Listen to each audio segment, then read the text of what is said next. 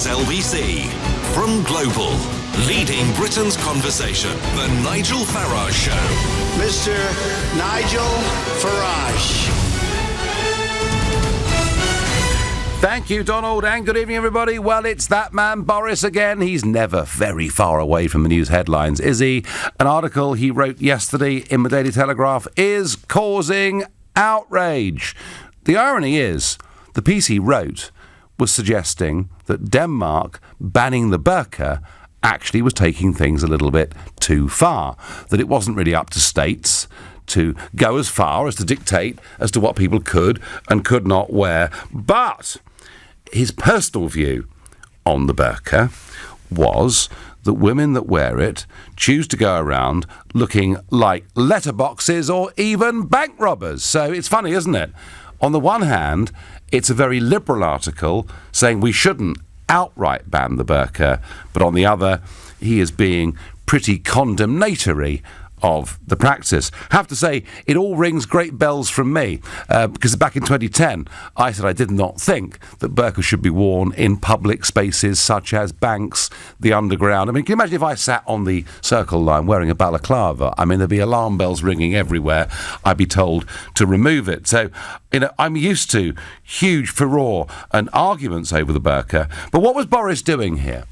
I mean, was he, despite the fact he was trying to make a so-called liberal immigration argument? And don't forget, this is the man who has supported amnesties for illegal immigrants in London.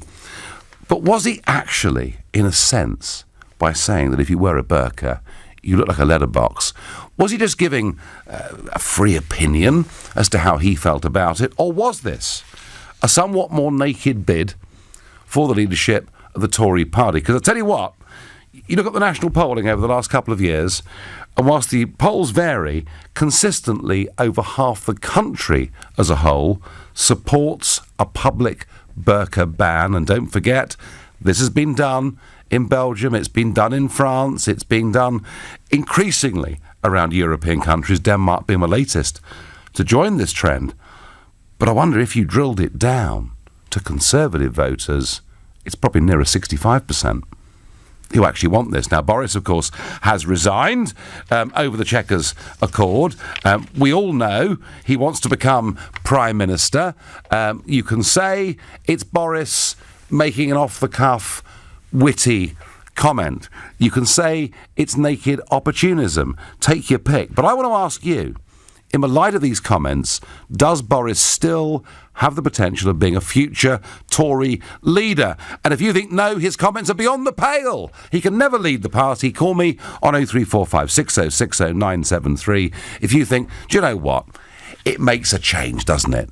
To at least have somebody that stands up and says it as it is, and he'd be great to be leader and Prime Minister, then text to 84850. I'm also very keen to hear, if you're from the Muslim community, do you find Boris's comments offensive, or is he actually on the money? I mean, after all, as I understand it, the Quran does not demand that women cover up their faces. If that's how you feel, tweet using the hashtag Farage and LBC at LBC, and of course watch us on Facebook and comment there too. Now, he's coming under attack, of course, not just from the Labour Party, but from his own party. Minister of State for the Middle East, Alistair Burt, was on the BBC this morning. This is what he said. I would never have made such a comment. I think there is a degree of offence in that, absolutely right. What he was trying to make a serious point about is the United Kingdom government will not enforce any clothing restriction on anyone. I wish he hadn't accompanied it with a comment that I certainly wouldn't make, and I think many people would find offensive, yes. So there you go, Alistair Burt, who is clearly a much higher level of human being than Boris Johnson, saying he would not have done this. That, of course, was followed up by Brandon Lewis, the party chairman, demanding that Boris make an apology. And tonight, within the last half an hour, Prime Minister Theresa May has backed calls for Boris to apologise for his comments about Muslim women who wear burqas, remarks which she said clearly caused offence. And there's now a string of Tory MPs condemning Boris. Interestingly, almost every single one of them are Remain supporters. Now, you can draw whatever conclusions you wish from that. It's a pretty... I mean, look, Boris isn't stupid. This wasn't an off-the-cuff comment after a glass of wine. This was an article that he sat down and wrote for the Daily Telegraph. Boris is many things, but he is not stupid. He knew what the reaction to this was going to be. Does this mean that he's any longer suitable to be Tory party leader? I have to tell you, folks, I think that given that the Conservative Party leader is chosen from amongst paid-up Tory party members, in my view, having made these comments, makes him more likely to become Tory party leader and not less, because people are pretty sick to death of a very politically correct Prime Minister who never, ever speaks out of turn on any single subject. Let me know what you think. Does Boris still, after these comments, have that potential? Let's go to Anthony in Staines and ask him. Anthony, good evening. Good evening, Nigel. So is Boris fit? Is he cut out to be the Prime Minister, and do these comments help him? Well, he's certainly not fit because he's carrying a little weight, shall we say. Isn't it funny? Here's a guy that's always photographed jogging or riding a bike, and he is carrying a few pounds, isn't he? Indeed. Well, so am I, so I can't really... So am I. But as far as his being fit for purpose for PM, certainly not. He's drinking the last chance saloon as far as the Tory leadership is concerned. He appealed to the Blue Rinse Brigade. That's what he's doing here. But he has made too many gaffes, really, to be a serious candidate. Right back, the Scousers, I had to apologise for that. It's fun, we enjoy it. But if someone is putting themselves forward in this world we live in as a candidate for PM, David Cameron certainly couldn't have got away with this. John Major couldn't. Even Maggie Thatcher couldn't. You can't say things like this in this sort of society we live in. Anthony, I'm going to pull you up for a second there and say... Yes. And say go 3,000 miles to the west, where there is a gentleman who also carries a few pounds more than perhaps he should, equally has an unusual blonde hairstyle. His name is Donald J. Trump, and he consistently says things that are considered to be outrageous, beyond the pale, ill-considered, offensive, and his approval ratings are now the highest of any leader in the Western world. But there's only one Trump. I mean, I do follow him. I watch his programme. I know how he operates. He rubs people out the wrong way. That is Trump. There's only one Trump. There'll only be one Trump. And yes, I do admire the way he works, and he upsets people. He does it on The Apprentice. He does it in politics. That's him, but there's only one Trump. So are you saying that Boris is not the equal of Trump?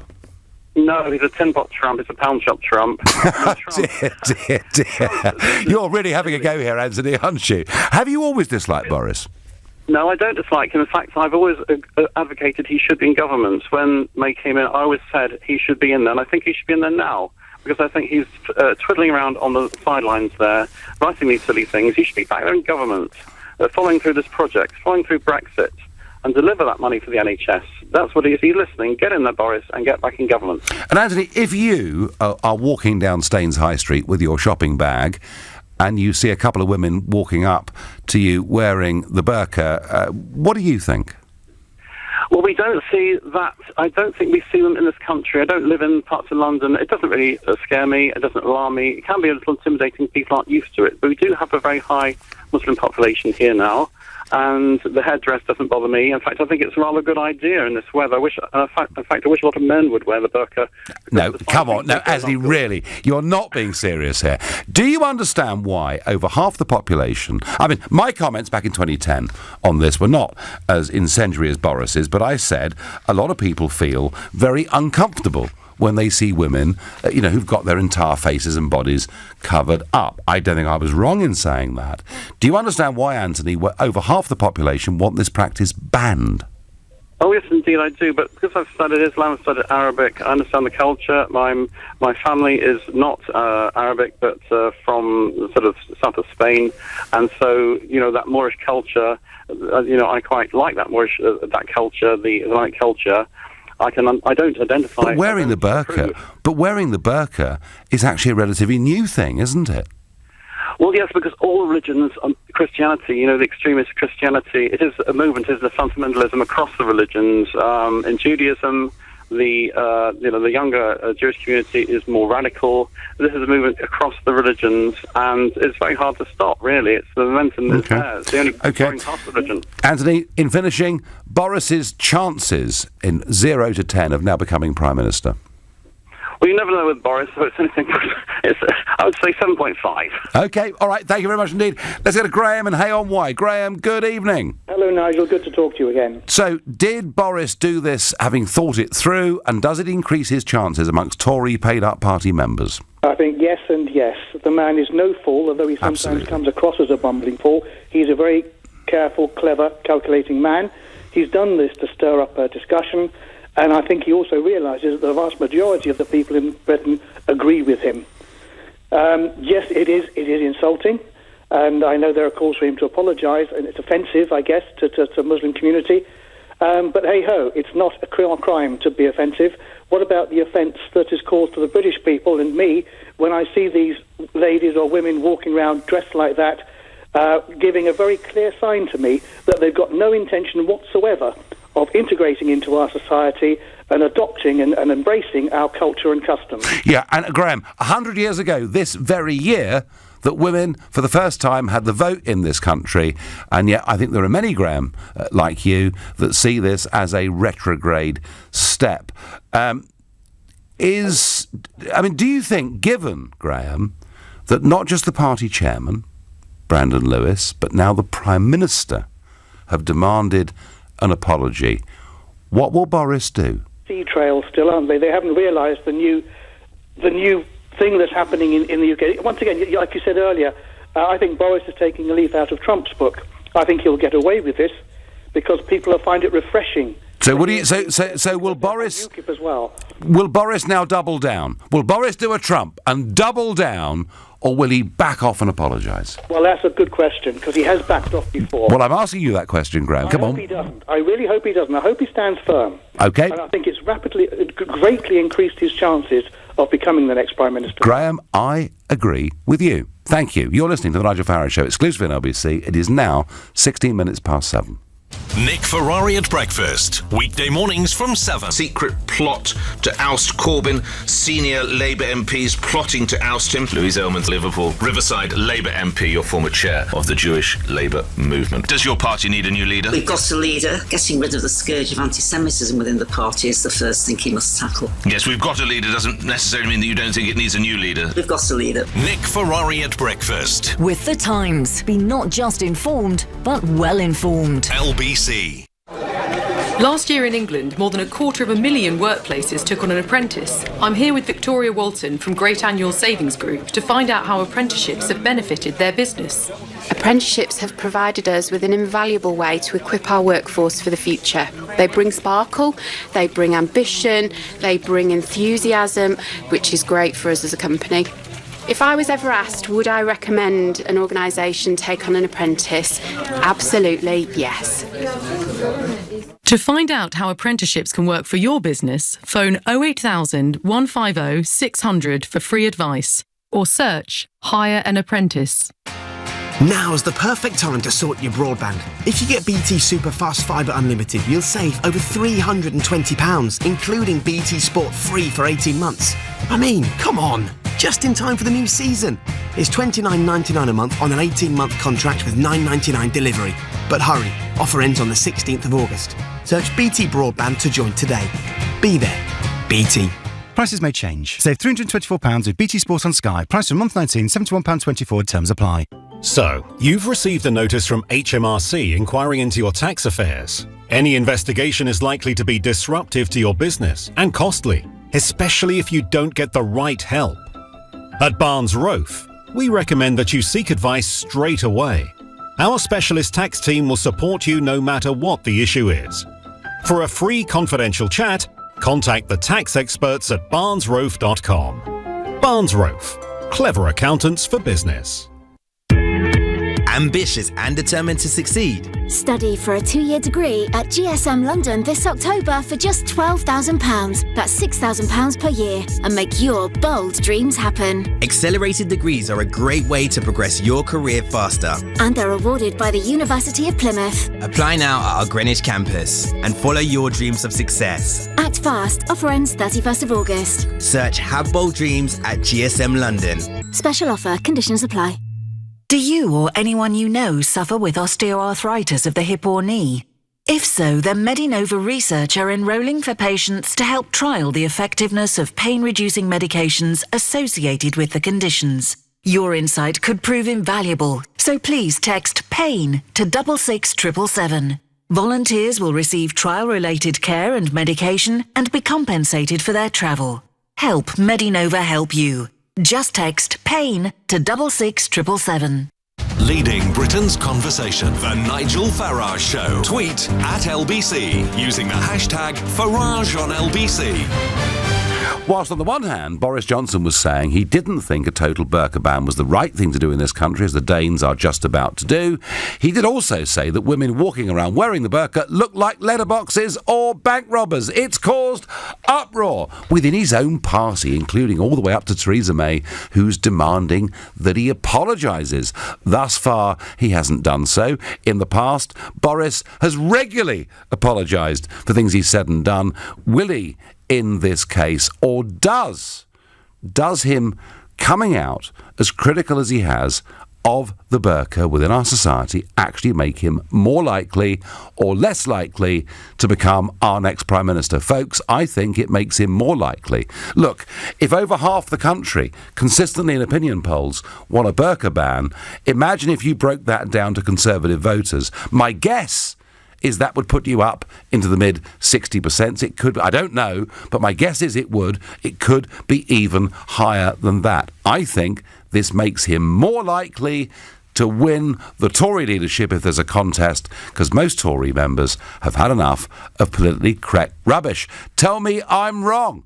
Tell me this makes Boris less likely. Tell me this makes Boris wholly unsuitable. You can do so on 0345 6060 973. And on Facebook, Sam says, anyone wearing one while driving is wrong to wear them. They're too restrictive. I'd never thought of that. Steve says, Boris is a total embarrassment to society. Andrea says, Boris couldn't lead a donkey. Gina says, Boris is correct, though. He is leaning toward what the rest of us believe. Gina, I think you're on the money. I really, really do. Leonard says the worst thing he can do is apologise. Otherwise, it will shut down the debate totally. Well, Leonard, I'm watching this, as we all will, over the next 48 hours to see whether he will apologise. He apologised for comments about Liverpool. He's apologised. In fact, he's actually spent most of his career going around apologising for things that he's said and done. My guess is Boris doesn't apologise. My guess is Boris doubles down. My guess is Boris goes full Trump. Phil in Hastings says Boris should be leader of UKIP. Thanks for that, Phil. Let's go to Kevin, a new caller to my show from Slough in Berkshire. Good evening, Kevin. Good evening, Nigel. I've got to say, this is like that bit in Wayne's World where they met Alice Cooper, you know. Very good. So, is Boris, has he put himself closer to being Prime Minister, Kevin? Well, the problem is, I was saying to your screener, it's the internal party structure. How does he get that? He's hated in the Tory party, from what I can understand. You know, I follow politics.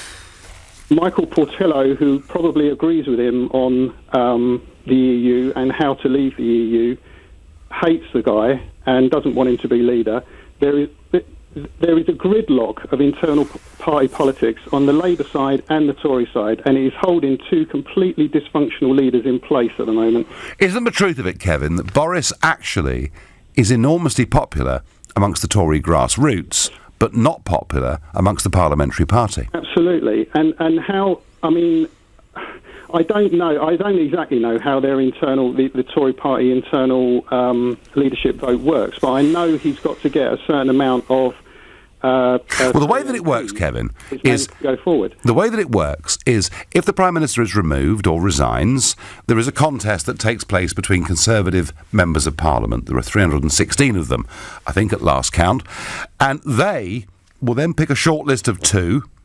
that shortlist of 2 will get put to the paid-up Tory party members in the country who will make that decision. And Kevin, my thesis here is that 2/3 of them will actually support these comments. Nigel, do you not think that... I agree with you, I agree. I don't think, we need a Trump in this country because we've got the same problems that America has, and we just need someone to tell it like it is, in language that people understand. The problem with the Tory party is that I don't know, what percentage you want to put on it, but a large number of their MPs joined the Tory party over the Lib Dems because they wanted a ministerial career. That is the situation in the Tory party. People like Soubry, I can't remember the guy's name. There's another, the Chancellor.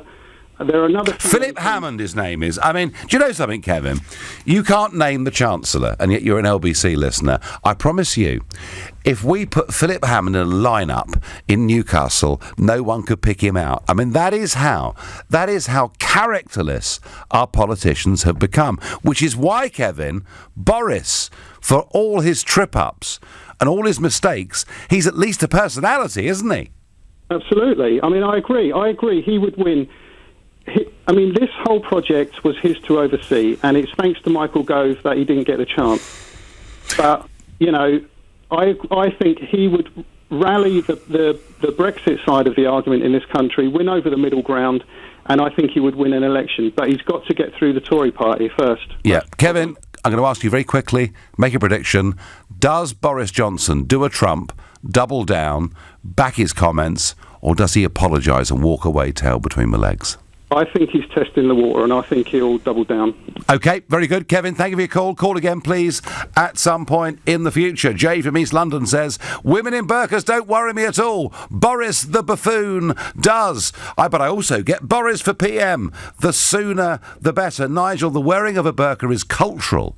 Some Muslim men insist their wives wear it to stop other men lusting after them. Alan, OK. But the point is that actually the spread of wearing the burqa is a comparatively recent and modern thing, and I've spoken to a lot of Muslim scholars. Nowhere in the Quran is this insisted upon. So OK, religions evolve, religions change. There are many that tell me that in fact it's the sort of Salafists from Saudi Arabia who have pushed this agenda. I have to tell you, when I see women walking down the street wearing a burqa, I think to myself, are they liberated women living in modern 21st century Britain?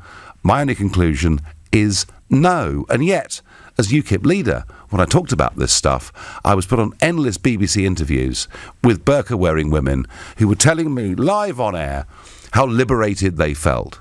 I don't believe a word of it, but that's me. What does Ian in Acton think? Ian, good evening.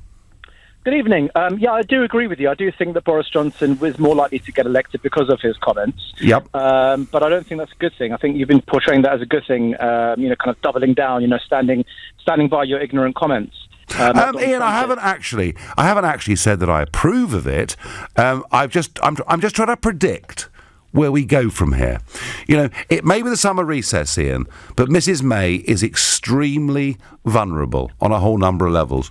So, yeah, I'm not eulogising about Boris's comments, because I find him, Ian, to be honest with you, wholly inconsistent. How can you, on the one hand, use the expressions he's used about the burqa, and yet on the other, talk about, complete amnesties for illegal immigrants? So, politically, I find Boris pretty inconsistent.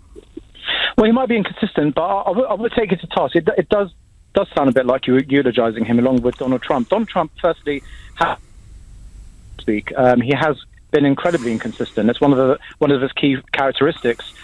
He's constantly been reversing his decisions and his policies. But this is not. I'm not sure I agree. I'm not sure I agree with that, Ian. Shouldn't be. The point is, we shouldn't be eulogising or glorifying people's bigoted comments. What we should be doing is singling these people out and acknowledging them for what they are. They're bigoted, they're racist, and they're not fit for this country. So, Ian, should we defend our Judeo-Christian culture? Should we defend the fact that 100 years ago, for the first time, women got the vote, and after 1929, all women got the vote? Should we defend the great social liberal advances that we've made, or should we be content that within sections of society they maybe are being reversed? Well, it depends how you look at the world. If you think that women dressing less and less makes you more liberal, then you really have to reevaluate what you want from society. I wasn't arguing here for Love Island or anything like that, you know, although I rather like Hayley Hughes, who I've met a few times from Love Island. I'm arguing, Ian, that actually... perhaps within sections of the Muslim community in Britain, women in those communities don't enjoy the same rights as others. But how can you make that assessment without having evidence for that? I don't know what you're basing it on. You see, the thing is, I've seen firsthand. I've seen firsthand quite a bit of evidence in terms of voting and other things that suggest to me that women within those communities may not be as free as others. Now, look, I could be wrong in my interpretation, but Ian, when you see, living in Acton, when you see women walking down the street wearing the burqa, how do you feel about it? I feel, thank God, that these actually people still, despite all of the hate, despite all of the bigotry on the mainstream news, in the mainstream press, in society, despite that, they're still holding on to what they believe, which apparently is what you like, but not when it comes to Muslim women. People want women. So do you believe, Ian? Let me finish. Now, Ian, do you believe it's their choice? I would much rather see someone dressed in a burqa than see someone not even half naked anymore. This summer heatwave has witnessed women practically walking naked. The question is why? Why do women feel they have to dress less than men? That's my question to you, Nigel. If you can answer that question, I'll agree with you about the burqa. Well, I'm not sure I agree with you, actually, Ian, because my experience of the heat wave, it's the men who are walking around wearing a pair of shorts or trunks and nothing else at all. Look, Ian, what I'm saying to you is, I do not believe... Again, I could be wrong. Challenge me, anybody. I do not believe that these women that are wearing the burqa are doing so of their own free will and choice. I believe they're being forced to do it. Yes, but you're arguing that from a point of ignorance. Do you understand that point or not?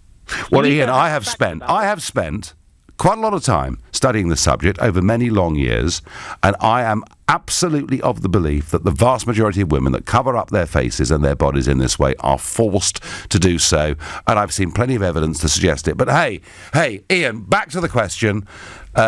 You agree with me, it increases Boris's chances, but you see it as a negative retrograde step, yeah? Well, yeah, I don't think we should enjoy bigotry. And the point about Judeo-Christian values, remember that this wasn't always a Judeo-Christian country, and it's now becoming less of a Judeo-Christian country. It's now becoming more of a Muslim country. The vast majority of the people in London are no longer white Judeo. And is that a good thing, Ian? Heritage. Sorry? Is that a good thing? Do you think it's a bad thing? I think we must stand up and defend who we are. We are a Judeo-Christian country, and we should be tolerant religiously of all sorts of people. Britain, Nigel, your ancestors, when they were in Britain, let's say your ancestors were in Britain before Prophet Jesus started his missions, would you have accepted Christianity in Britain? Well, do you know what? We've been doing it now. Because both Judaism and Christianity, because you want to defend it. Ian, I think St. Augustine landed in 603. We were a relatively heathen country, late to religion, but it's been there for 1,500 years. Ian, I could go on forever. I must go. I'm being shouted at because it's now 7:32 and time for the news with Thomas Watts. The Prime Minister has added her voice to calls for Boris Johnson to apologise for his comments about burqas. The former Foreign Secretary has caused outrage with a newspaper article comparing women in the face-covering veils to bank robbers. Police have now started a murder investigation after a 7-year-old boy was found dead following a house fire in southeast London. His mother and sister survived by jumping out of a first-floor window of the property in Deptford. 2 masked men are on the run after setting fire to several cars outside a prison in Birmingham. Witnesses say one of the men pulled a handgun on prison staff who approached them after spotting suspicious behaviour. LBC weather: thunderstorms across the southeast this evening with showers in western Scotland and Northern Ireland. Largely cloudy tomorrow, but feeling much cooler, a high of 25 degrees. LBC travel details just coming in of a serious accident on the clockwise M25 at junction 8 for Reigate. All traffic's now been halted, with queues building rapidly from the M23 interchange at junction 7. Heading out of town on the A13, it's slow from the Beckton roundabout to Movers Lane in Barking, where a lane is still closed in both directions for barrier repairs after last night's lorry crash. And Fulham Road is closed at Fulham Broadway ahead of Chelsea's match against Lyon. Kick-off is at 8. LBC Travel, I'm Mark. Mark Percy. This is LBC. My perfect sandwich? Well, it goes bread, lettuce, cheese, and then the Branston. Deliciously tangy. Its sweet scent alone sends my taste buds into a frenzy. A mountain of glorious pickle smothers the bread from crust to crust, ready to embrace its culinary soulmate, the creamy cheddar. Then cut it in half and you're done. Try new Branston Smooth in a jar. All the great Branston taste without the chunks. Bring out the Branston. Looking for your perfect kitchen? Visit roomsense.co.uk. Quality at a price you can afford. That's Room Sense. Sometimes you just fancy a restyle. A new bathroom, perhaps a new kitchen. But as with all stylish things, you'll want to make sure that they're fitted to perfection. That's where Trusted Trader are always on hand to help. TrustedTrader.com have lots of really lovely tradespeople who are vetted, reviewed and reliable, so you'll find the professional you need, including an expert who'll design and install that gorgeous new kitchen or bathroom.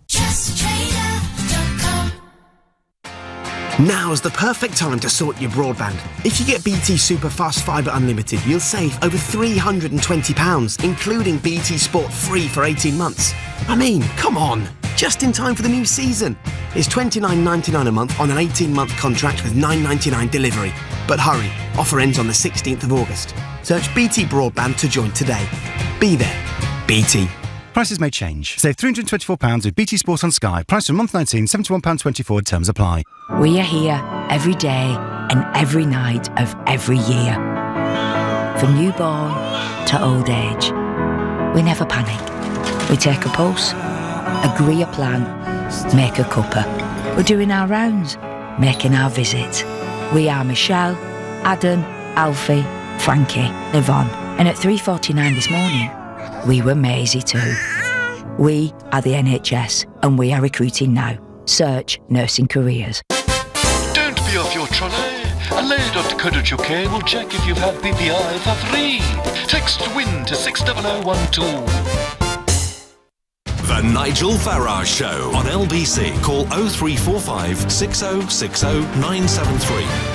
Sticks and stones may break my bones, but words will never hurt me. That's what I was brought up to believe. Boris has said something. He said we shouldn't ban the burqa outright. Denmark's gone over the top, but his personal feeling is that women who walk around wearing the burqa look like letterboxes at best or bank robbers at worst. It's led to a huge furore, and even the Prime Minister now is demanding that he apologises. We're speculating tonight. Will he apologise?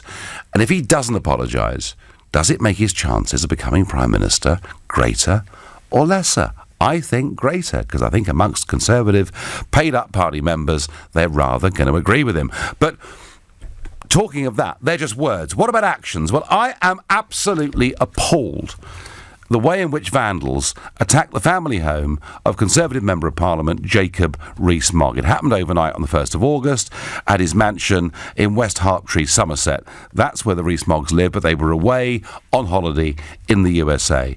Police say graffiti was sprayed on a building and on a car, and that damage was caused to the garden. According to a report in the Mail Online, the words "posh scum" were written on the windows of the house. This is absolutely disgusting behaviour.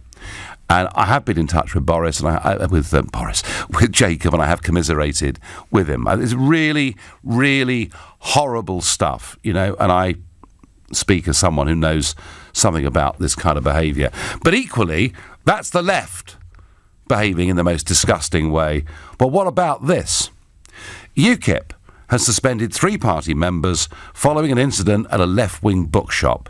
Police were called to Bookmarks in Bloomsbury, central London on Saturday after a protest. A statement on the shop's Facebook page said around a dozen mask-wearing fascists, their word, attempted to intimidate staff and customers and to destroy books and other materials.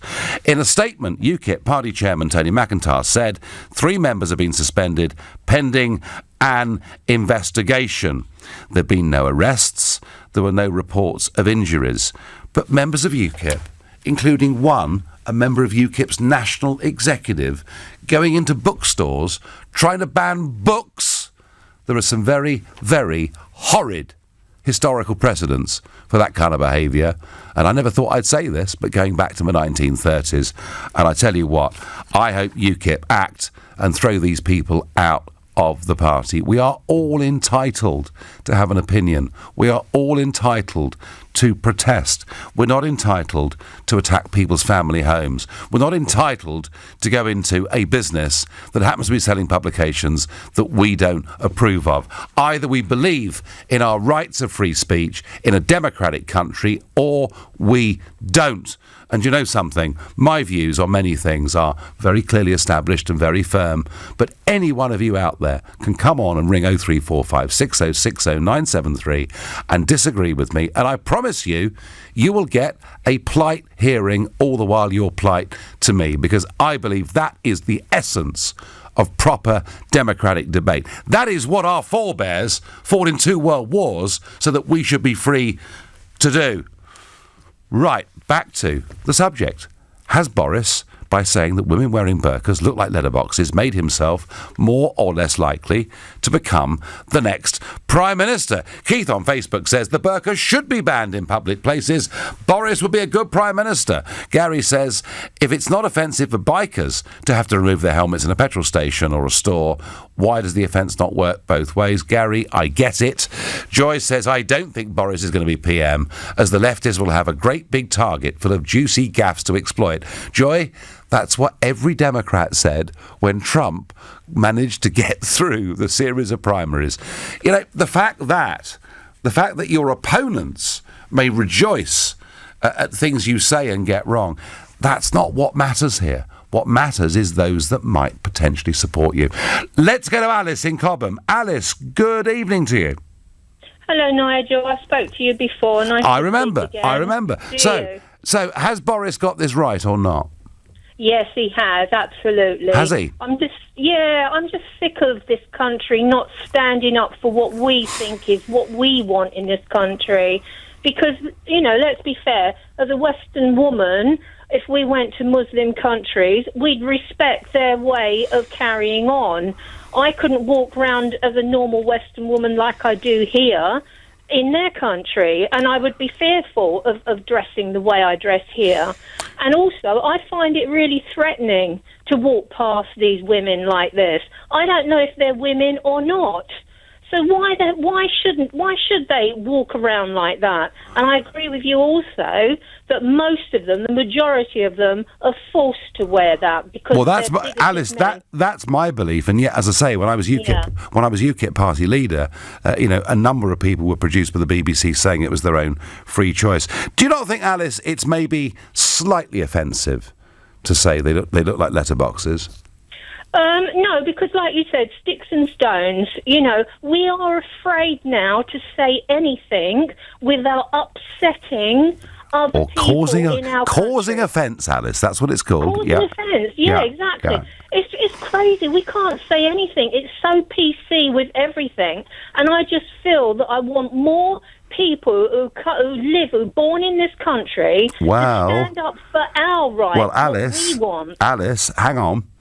Yeah. It may well be that there are many people, there are many women wearing the burqa who were born in this country, and that the caller I had before the break who said, you know, London particularly is no longer a Christian city because of the number of Muslim population. Maybe, Alice, that fundamental change has taken place. Well, I'm sorry, that really upsets me because that's what I'm saying. People are afraid to actually say we are a Christian country first and foremost. Yep. We do accept other people's religions, and we accept a lot of people. Unlike other countries, we couldn't go there and build a church, for instance, in the middle of anywhere. But they can come here and build mosques everywhere. They seem to think that they can take over this country completely. And I, for one, will stand up for this country. I'm sick of it. I really am sick Are we heading, Alice, for a very big cultural clash on this? Yeah, I think we possibly are. And and maybe Boris has seen that. So, Alice, you think Boris now could become PM, yeah? I hope he does. Yeah, he does make a lot of, hiccups here and there. Well, you could say that, yeah. Yeah, obviously. Yeah, but let's face it, Nigel, most of them do. You know, we haven't got a lot of choice. I would like you as Prime Minister, to be fair. Well, that's very sweet of you, Alice, but that's not going to happen in a hurry. Listen, Alice, thank you. Going to move on. Stephen on Twitter says, Boris is finished. He should retire ASAP. The longer we allow people not to integrate in this country, the worse our problems will be, says Steve from Sutton.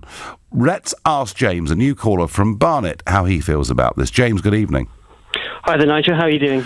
I'm doing well. So, when Boris made these comments, I mean, was he being sincere, or was it a naked bid for the Tory leadership? Well, I think it's a bit of both, and really I had 2 points that I wanted to make with you, Nigel. Sure. I think the first one is that Boris has a connection with both the Tory base and, I suppose, the electorate as a whole that I think most politicians don't. I mean, I think you do yourself, and I think maybe someone like Jacob Rees-Mogg does, but I think most politicians are struggling to really get a connection with the electorate. And I think in making these comments, Boris is, I suppose, trying to engineer maybe publicity or, I don't know, outrage is perhaps the wrong term, but some kind of a reaction, because I think for him finding support within the Parliamentary Conservative Party is going to prove difficult. Yes. But I think, you know, it's a little bit, I'm not sure it's quite Trumpian is the word, but it's a little bit like a Trump tweet edited by an Auditonian, if you will. Very good. Okay, your second point, James. But I think the second point, I think the important thing that's been lost here, perhaps in maybe it is a bit of a Trumpish way to phrase it, is that Boris very clearly said he wouldn't be in favour of banning the niqab. He also correctly says that there is nothing in the Quran that imposes the wearing of the niqab. And I think it's important to say that he's against banning things, which I think is right. I think part of Western and British values are that we don't impose our way of life upon anyone. But equally, I don't feel that the niqab necessarily has a place in modern Britain. And I think in saying that, and in saying that the niqab is really a divisive form of dress. But that I wouldn't ban it. I just think it's. I just disagree with it. Do you know what, James? That's pretty much my position. That's pretty much my position. I wouldn't force people, and say what they can and can't wear walking down Bromley High Street. But I do think in banks and on the London Underground, we should all adhere to the same standards. I'm actually very much with Boris on this. I might not have used the same colourful language. James, lastly, is Boris, after what he said, and if he doesn't back down, is he closer to becoming Prime Minister? Well, I don't think he should back down, and I think again there's a lot of conjecture about whether he has or hasn't met with Steve Bannon and some of the. This is just ridiculous nonsense. I mean, all right, he speaks a bit to Steve Bannon. The idea this is some Bannon put-up job, James, believe me, is for the birds. No, I'm not suggesting it's a put-up job or even, in fact, something negative. But I think if we've learned one thing from the Donald Trump campaign, it's that it's important to double down. You fair enough, you make these tweets, and some of them, I think, as always with Trump, there's an undercurrent of truth and reasonableness into what he's saying, and perhaps it's put in an explosive, headline-grabbing way. But the important thing is don't double down, and I think Boris is going to take that tactic. Whether it puts him any closer to becoming... We'll have to see. James, PM, I'm not sure. I thank you for your call. You're listening to the Nigel Farage Show, exclusively on LBC. It's now 7:47. Coming up at 8 on LBC, Clive Bull. A record number of police officers are being forced to take on second jobs. Can we really expect the streets to be safe if the police are worried about making ends meet? Clive Bull on LBC. Last year in England, more than 250,000 workplaces took on an apprentice. I'm here with Oliver Mangum from Fairfield Control Systems to find out how apprenticeships have benefited their business. We had a skills shortage and we had to come up with a creative way of finding more engineers. The benefits of apprenticeships are massive, just from the boost in morale, the retention rate, and the skills they bring into your business. And without the apprentices, we just won't be able to achieve our goals. For me, it's a no-brainer. To find out how apprenticeships can work for your business, phone 08000 150 600 for free advice, or search Hire an Apprentice. When you need more space. Think creatively. What could you use a log cabin for? A studio? A home office? A den for the kids? Creative Living will design and build a log cabin to suit your needs, even taking care of electricity and climate control. See for yourself at our 3 large cabin display villages in Surrey. Find out where at creativelivingcabins.co.uk. Your own log cabin, handcrafted, the creative living way. She's mine, Rosie. I love Rosie. A silver summer cloudy on a summer's day. Western making cider a traditional way. A sparkle in the apples and the rolling hay. Rosie brings a taste of true sunshine. Old Rosie. Old Rosie, the original cloudy cider from Herefordshire. Now that's something to sing about. Why did the cow cross the road? To get to the other side. Jan and his Leerdammer cows don't share the same sense of humor, but they do agree on one thing. It's great to spend time outdoors. That's why we let our cows graze outside as much as we can. It's our free grazing promise. Deliciously smooth and nutty. Enjoy a taste uniquely Leerdammer. Visit leerdammer.co.uk for more. To the last quarter of the lap. Crutchlow has the advantage. Ferocious hitting from Williams. Warrington is going after him now. And then Ronaldo! MotoGP, WTA, Championship Boxing, exclusive UEFA Champions League, plus loads more. Take them all on with BT Sport. Be there, BT. The Nigel Farage Show on LBC. Mrs May is not pleased. Not only did Boris Johnson resign as Foreign Secretary in the wake of Chequers, but following his article in the Daily Telegraph in which he said women who wear the burqa look like letterboxes at best and bank robbers at worst, she has now responded publicly. It's imperative that everybody is careful in the language that they use. It's very clear that the language that Boris Johnson used to describe people's appearance has caused offence. It's not language I would have used. I'm sure. I think he was wrong to have used that language, and I agree with Brandon Lewis. Should action be taken against them? As I say, I agree with Brandon Lewis. I think Boris Johnson used language in describing people's appearance that's obviously caused offence. It was the wrong language to use. He should not have used it. There we go. There's our leader. There's our Prime Minister.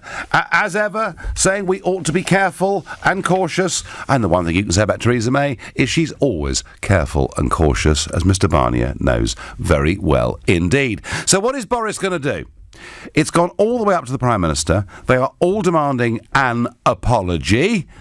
Is he going to apologise or is he going to double down? In the past, Boris has very often thought to himself, gosh, this trouble I've caused, I'm going to have to apologise for it. He's apologised regularly for things.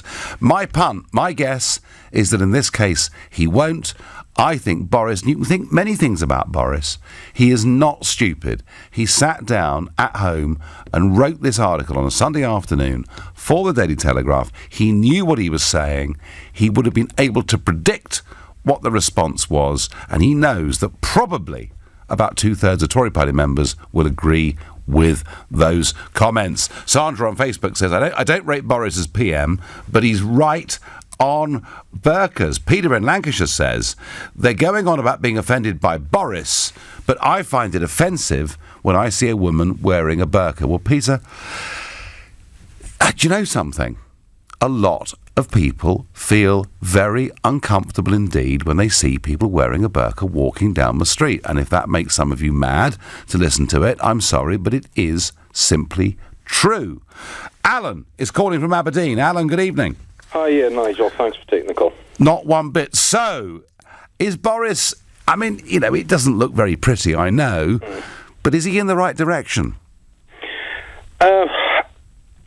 I think he is, but I don't think he'll be PM. To be honest, I'd sooner Rees Moggs myself.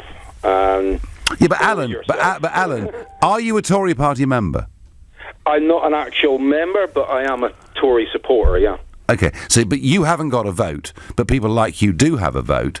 Do you think amongst people like you, this makes him more likely to become PM or less likely?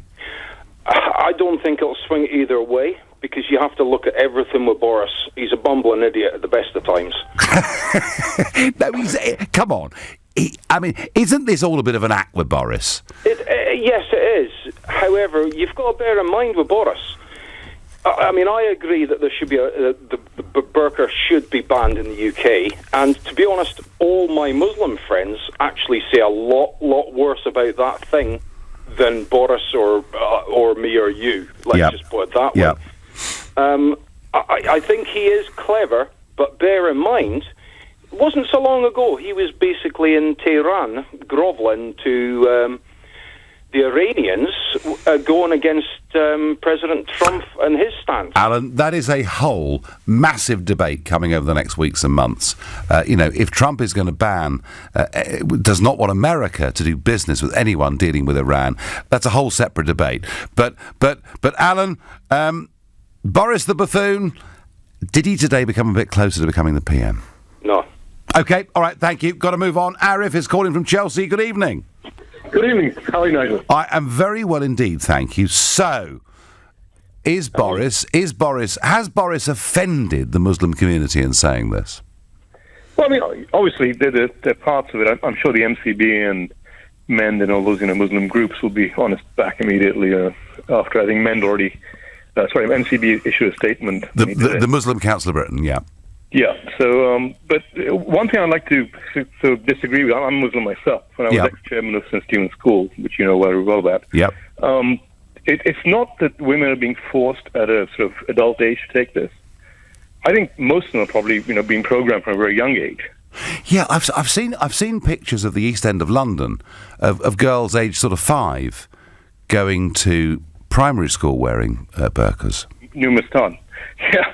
So St. Stephen's School is the one, is the school, we're number one ranked school in the country. Yeah. And we had girls at 4, 5, 6 coming to our school wearing, which is actually dangerous because we banned it for underage.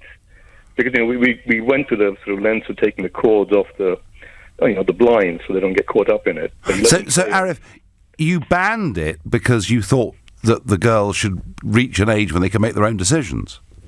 Well, no, that was my sort of personal thing. But actually, if that was the case, we'd have banned it all the way through to 11. We'd only did it till key stage 1, which is 8 years of age. Yeah. Because keeping the community sensitivities sort of in mind, because it's actually frankly dangerous because the classroom teachers couldn't actually run around, in the playground chasing them when they've got this dangling clock around. And did you meet very were there very angry parents when you asked?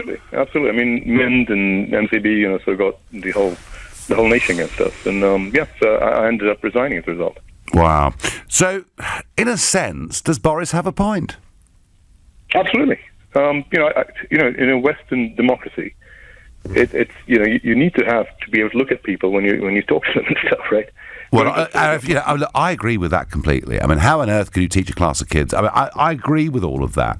And yet, I'm being told by some people, Arif, that this is, a religious freedom of expression and that we should respect it. No, I mean, when did this turn up? This only happened in this generation. It's a recent thing. You're exactly the same age as I am. You're 2 months younger than me. Yeah. In our generation, saw it. In fact, I was born in the Middle East and sort of grew up there, and it was very different. There were a few people. I mean, I was in Dubai a couple of months back, and there were no girls at 10, 12, 8 wearing a hijab. There's only people about 14, 15. And am I right, Arif, in saying that it was the Salafists backed by Saudi Arabia that really pushed this agenda? The Wahhabi Salafists spread of Islam across the globe. Yeah. So it stretches right across. So has Boris put himself nearer to becoming Prime Minister, Arif? You get him on the short list, he'll win. OK, very good. Very good, thank you. And my last caller tonight on this subject is Rob, a new caller from Greenwich. Good evening. Good evening, Nigel. How are you keeping? I'm keeping well. I'm watching Boris with great fascination. I think he's improved his chances. Others disagree. Well, he may have improved his chances, but it depends on the audience he's trying to aim this at. You yourself, Nigel, you said that you believe the women wearing the niqab and wearing burqas have been impressed into wearing them. Yes. There's a good potential they have been, as you said yourself. Well, this kind of language, this is just going to green-light further abuse in the street. This is going to double the oppression, surely. If you think maybe the women wearing burqas have been... maybe they've been oppressed. Well, perhaps they have, but do you not think that a former head of state using this, or former very senior member of the cabinet using this kind of language is going to encourage more oppression from people just shouting, you're wearing a letterbox. You look like a letterbox. You look like a bank robber. How are they going to feel? That's double the oppression. Well, maybe, Rob, they feel very depressed and down that they're being forced to do this in the first place. Well, we're going to increase it by doing this. We're going to increase. So what do we do? Rob? Do we just run away from the issue and pretend it's not happening? Talk sensibly about it, Nigel. Okay. So do you think the words Boris used were wrong? They're absolutely wrong. He knows they're wrong. He chooses childish language to speak to people like that. That's his choice of language. But he did it. He did it, Rob. Much better language to use. He did it, Rob, did he not, for political reasons? You bank robber. Yeah. Yeah. How's that going to sound going across the street? You letterbox. Yeah. He's green-lighting it. He should know better. He should set a much better example. Rob, I've got to go. I thank you. Rob says Boris should know better. I contend Boris knew exactly what he was doing. You're listening to The Nigel Farage Show. I'll be back tomorrow night at 7. At 10 this evening, it's Ian Collins.